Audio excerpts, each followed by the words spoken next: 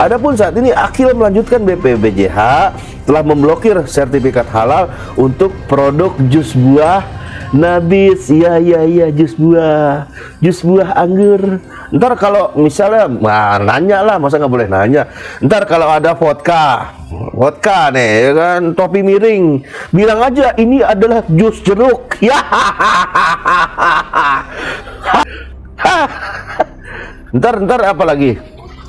Ntar ada ganja dibilangnya ntar ini adalah suplemen makanan. Yang penting halal. Halal versi siapa? Versi Kementerian Agama, NKRI, harga mati. Apakah begitu? Ya mudah-mudahan nggak ada kayak gitu. Kita makin kerobos dari eksternal, dari luar kita ditikam, dari dalam enemy in the blanket, musuh dalam selimut. Bagaimana hancurkan Islam? Pakai orang Islam. Ini siasat kafirun. Walan tardo ankal yahud walanasru hatta tatabia milatahu. Semakin dia pintar, semakin dia menipu. Jadi banyak sekali turunan Yahudi di Indonesia ini.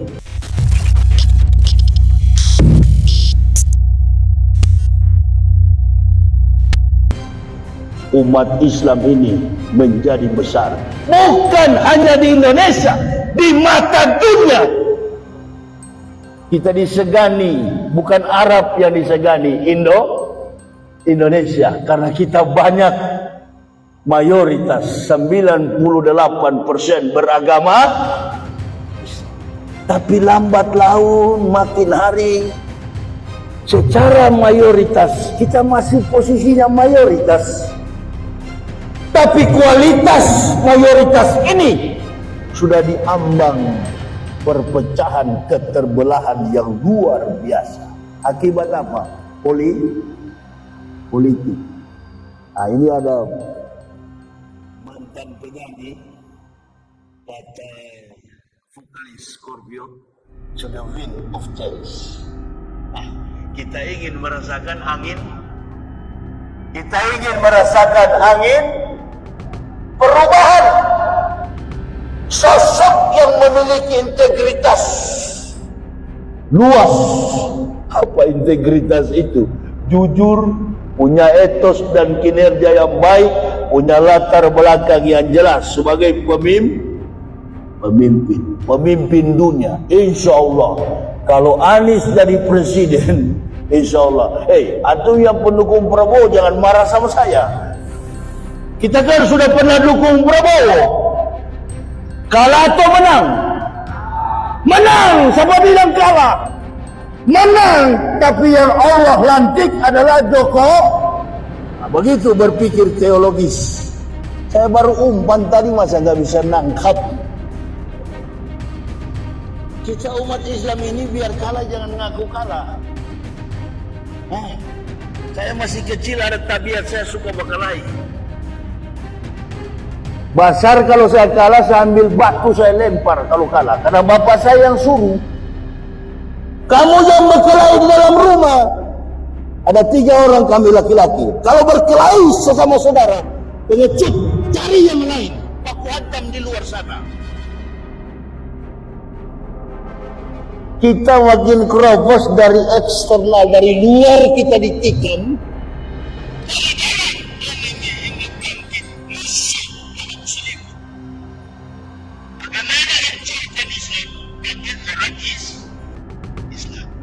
Ini siasat kafirun. Walan tardo ankal yahud walanasru hatta tatabia milatahu. Apa saudara percaya Panji Gumilang ini di backing oleh Yahudi? Saya tidak percaya. Orang Yahudi nggak mau urus-urus soal agama itu. Yahudi itu pemberontak, baca sejarah Yahudi. Sedangkan sudah melihat berkah Allah, diberikan kasih sayang Allah, diberikan nikmat yang besar. Hari ini dia kenyang, dia bersyukur. Musa, kami lapar. Nangis lagi dia. Musa, kami lapar. Kewalahan Musa hadapi bangsa biadab Bani Israel. Tapi karena Allah janji kepada Ibrahim, ya, Ismail kami berikan seisi dunia dan akhirat, tapi Ishak sebatas intelektual, intelligence. Ada nggak di Al-Quran orang Yahudi di kemudian hari dikedepankan karena dia pintar. Semakin dia pintar, semakin dia menipu. Jadi banyak sekali turunan Yahudi di Indonesia ini. Diberi nikmat, lupa dengan kasih sayang Allah.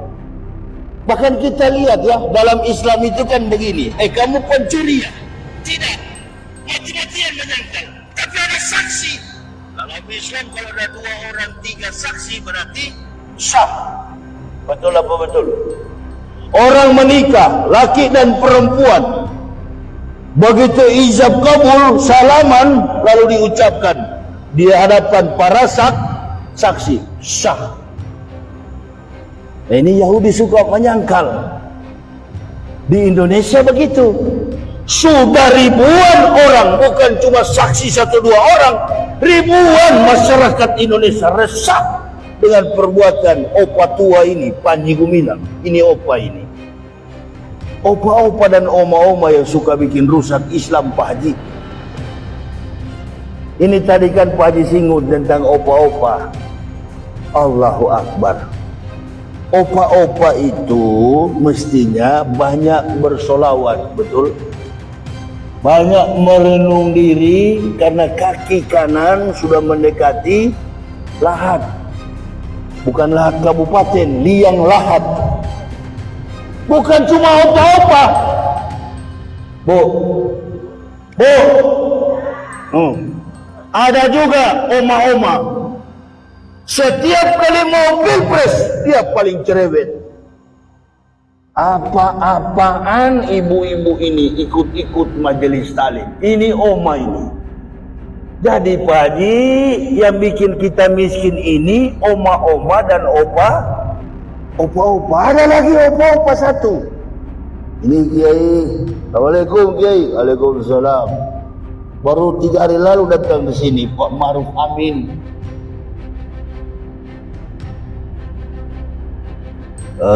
Saya perhatikan masyarakat Islam ini sudah tidak lagi, insya Allah aja sudah hilang. Yang ada weekend. Siapa yang bikin rusak ini Pak Haji kira-kira? Saya baru pulang dari Muara Enim. Dengan saya dari 2006 tidak pernah istirahat. Sampai kawan-kawan di Jakarta bilang, Ustaz kapan istirahat? Nanti dikubur. Istirahat yang paling tenang di liang lahat. Dikubur. Kita susun persentase kehidupan kita di hadapan Allah. Hitung bagaimana nikmat yang Allah berikan kepada kita. Wallazi khalaqakum min tinin summa qada ajal kematianmu. Allah katakan wallazi khalaqakum min tinin summa qada ajal wa ajalun musamman indahu summa antum tamtaru. Antum akan pulang kembali ke sana. Antum akan kembali. Apa yang perlu kita lakukan? Adil. Berbuat tapi adil. Adil dalam kehidupan diri sendiri, dalam konteks kehidupan rumah tangga, bermasyarakat, berbangsa dan bernegara. Tapi masyarakat melihat pemimpin. Dalam rumah tangga, anak akan jadi setia, akan jadi soleh, soleha kalau keluarganya contoh dan panutan ibu bapaknya menjadi pendorong semangat untuk perubahan. Bagaimana caranya? Dia akan melihat karakter bapaknya, dia akan melihat karakter ibunya. Ku anfusakum wa ahlikum naro. Makanya saya masuk Islam nggak mau masuk sendiri. Saya panggil bini anak, mari satu keluarga kita masuk Islam. Jangan saya sendiri. Orang Manado itu susah Pak, Ibu Bapak. Kita bukan orang Batak. Orang Batak masuk Islam itu Saya sering ceramah nih. Ini lagi besok saya berangkat ke Medan tanggal 27 Juli ini. Orang Batak itu mayoritas 75% Muslim. Mereka bermarga. Lubis Kristen ada, Lubis Islam ada, Nasution Kristen ada, Nasution Islam ada. Mayoritas suku Batak Sumatera Utara adalah Muslim. 75% orang Islam bermarga. Jadi kita selama ini mengidentikan Kristen dengan Batak salah. Yang betul-betul kental sampai bahasa agamanya Holland Spreken itu adalah Manado. Coba lihat argumentasi Rocky Gerung itu. Begitu Islami dia menyampaikan ayat-ayat, pernyataan-pernyataan politik dalam konteks filosofis politik, filosofis hukum, filosofis ekonomi, filosofis pidana, filosofis dalam persoalan realitas roda pemerintahan yang sedang berlangsung. Sampai mengkritisi otaknya seorang pemimpin. Dia bilang Jokowi punya otak, tidak ada oksigen. Sampai dipanggil ke pengadilan Rocky Gerung. Tapi sampai hari ini kawan-kawannya semuanya Muslim. Bahkan sekarang dia berteman dengan UAS, Ustadz Abdul Somad. Adakah dia mengucapkan syahadat? Adakah Rocky masuk Islam? Rocky Gerung itu kakak saya di kampung, sama-sama kita satu gereja. Nama gereja kita dulu Gemim, Gereja Masehi Injili di Minahasa. Gemim. Dia Kristen, tapi otaknya sudah dicuci. Sampai sekarang dia nggak bersahabat. Tapi nggak apa-apa, saya bilang sendiri, nggak usah dia masuk Islam. Kalau kita bandingkan siapa Rocky Gerung yang berguna dengan kita orang Islam, jangan kita ilmunya ketek, kita ilmunya hanya di ujung kuku. Ada yang berilmu sampai pakai imamah tiap hari. Sampai pakai, aduh. Allah, astagfirullah. Kalau menyebut nama itu Pak Haji, cepat-cepat istighfar Pak Haji. Jangan terjangkit nih penyakit ini. Ini dia. Pakai imamah. Panji Gumilang sudah dituntut, bahkan polisi sudah menaikkan ke penyidikan. Allahu Akbar. Dia masih mana? Takabur betul-betul. Ini yang paling bahaya. Musuh dalam selimut. Dan orang kafir suka yang begini. Orang kafir suka. Saya nonton Ustadz Dery Sulaiman berdebat dengan siapa yang dari FPI ini 212 mengenai siapa Ustaz? Coldplay yang mau datang konser. Begini, kenapa kita saya samakan aja Ustaz sedikit, kalau salah kritisi nanti habis ceramah. Begini, kenapa kemarin Prabowo, saya kembali lagi ya, kenapa kemarin Prabowo menang tapi Jokowi yang dilantik? Saya cuma mengutip satu buku dalam kitab Durratul Nasir, saya pernah baca. Ada seorang sufi berkata, kebatilan yang terorganisir mampu mengalahkan kebenaran yang tidak terorganisir. Artinya begini,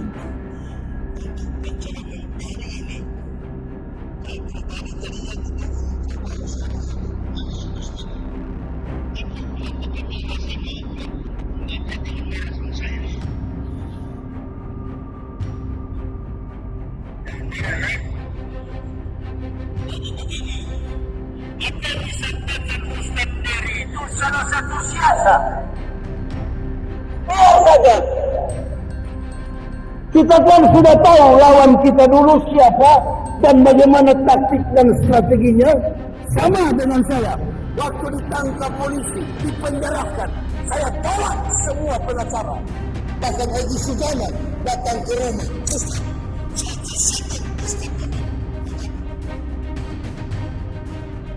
Saya tidak pernah bermasalah secara pribadi dengan rezim Jokowi maupun Ma'ruf Amin. Saya kritisi mereka dengan keras, bukan kezoliman, bukan etos dan kinerja pemerintah, tapi yang saya kritisi adalah kezoliman Indonesia ini sudah terlalu tinggi, luas, lebar, dan dalam. Tadi kata Pak Haji, kemiskinan pun diseret bertambah di Indonesia di tengah rezim yang berlaku sekarang ini. Jadi biarkan saja, betul itu. Mau khotbah yang datang iblis pakai sayap 7, biar saja. Siapa tahu ini pancingan. Karena kita kan sekarang lagi cooling down, kita lagi pasang kuda-kuda semua, bermain bersembunyi di bawah tanah seperti cara Yahudi, clandestine, pukulannya di bawah tanah. Sekali kita kandas kali ini, jadi ampas semua kita. Nah, melawan ular harus lebih licik daripada ular. Kenapa saya tidak mau pakai pengacara? Kenapa saya tidak mau pakai pembela? Polisi sarankan di Mabes Polri. Penyidik bilang, Ustadz kami siapkan pengacara. Enggak Pak Rizky, Kasubdit, saya nggak pernah berdakwah pun, saya nggak pernah dengan siapa-siapa dari dulu. Tak cuma dengan bini anak, apalagi saya di penjara. Saya di penjara ini Pak, Allah yang tempatkan saya masuk penjara. Karena kamu tidak dikatakan beriman kecuali akan Allah uji. Saya kan keras berdakwah, resiko sebagai pendakwah. Bapak mau tahu, sebelum bapak saya meninggal dunia, dia sudah bilang, kalau kamu tidak merubah cara dakwamu, satu waktu kamu masuk penjara. Jadi ini kata-kata bapak saya sudah tahu Pak, tanpa bapak nasihati. Jadi Ustadz nggak mau pakai pengacara? Enggak. Jadi Ustadz hadapi sendiri. Nanti kan mereka yang akan keroyok saya, biar saya hadapi. Kawan saya Babe Haikal sudah WA ke istri saya, Umi kasih tahu Ustadz, dihukumnya ancamannya 10 tahun lebih. Enggak, 5 bulan bebas, tidak ada pengacara. Alhamdulillah. Setiap kali kuliah subuh saya ceramah. Ada juga Ustadz di dalam penjara, tapi Ustadz ini kan bawa lari uang umroh. Nah, belum ini bukan menyinggung, memang fakta. Beliau hajar itu 2000 lebih dia mau umroh, habis.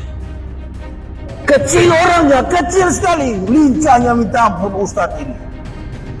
Tapi ketika mau tausiah, kabur semua jamaah, padahal narapidana.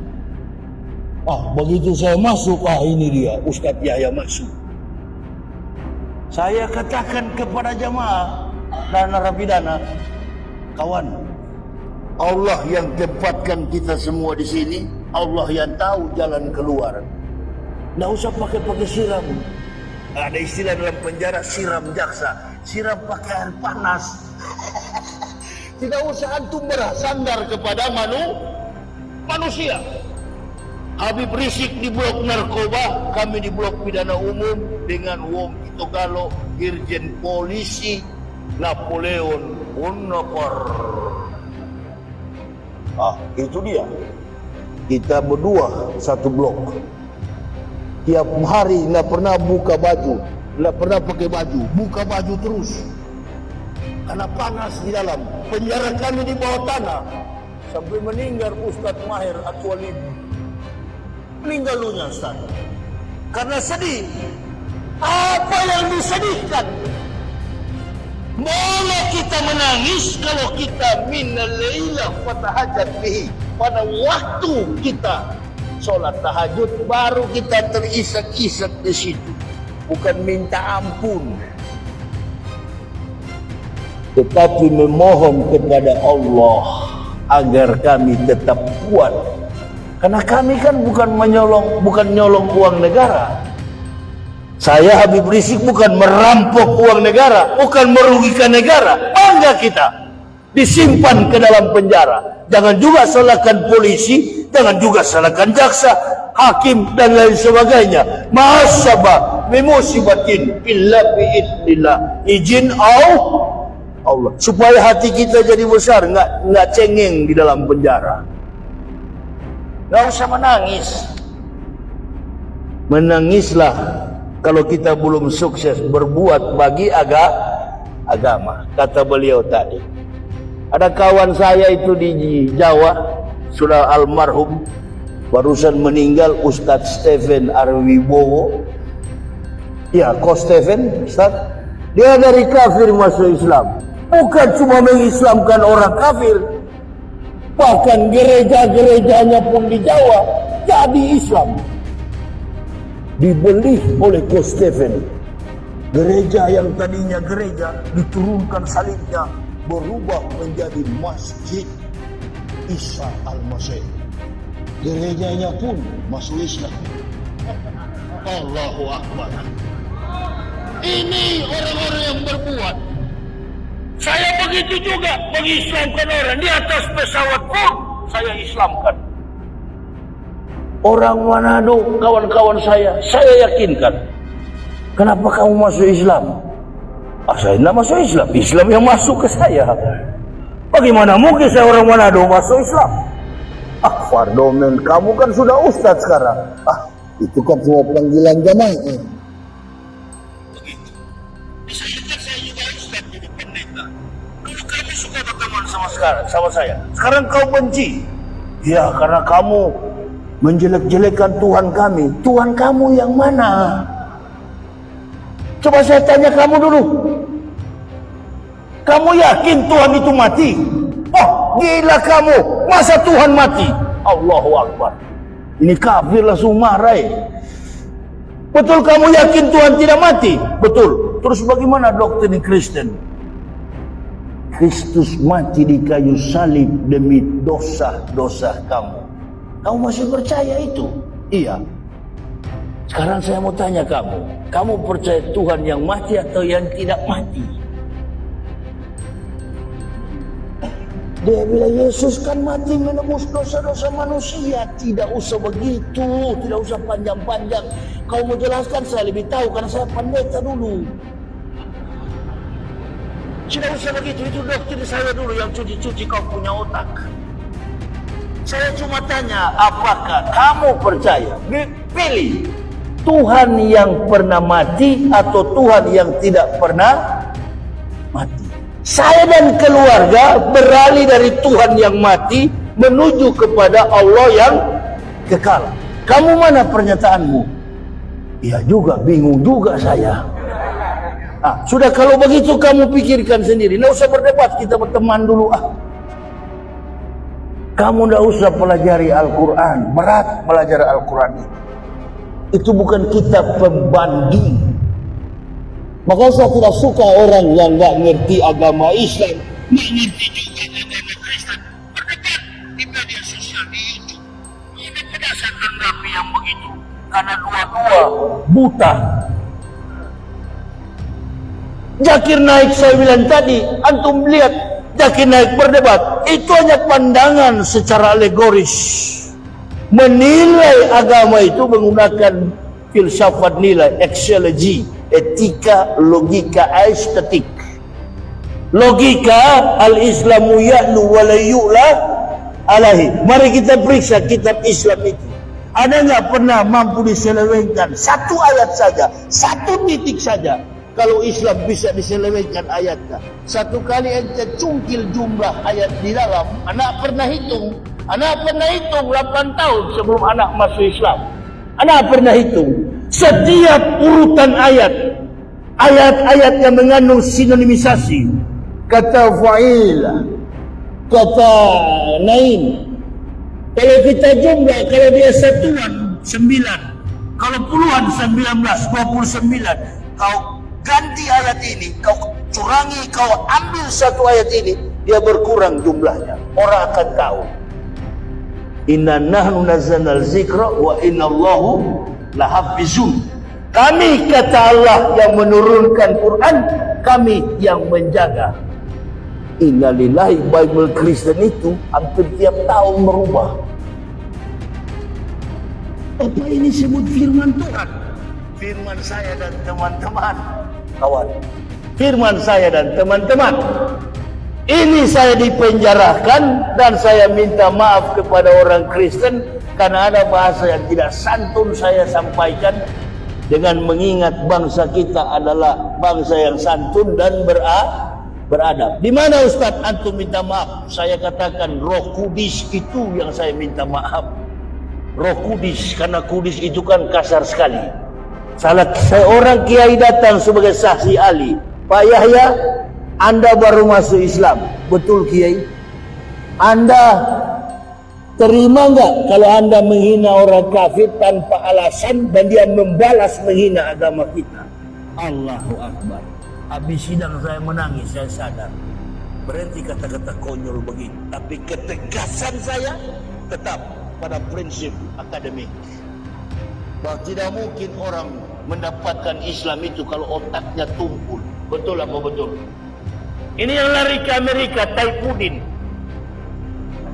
Dia bilang katanya 300 ayat harus dihapus. Bagaimana dia mau hapus? Ibu bapak, saya punya buku kebenaran Islam menurut mantan pendeta. Jaksa di pengadilan pun saya kasih. Bahkan jaksa penuntut umum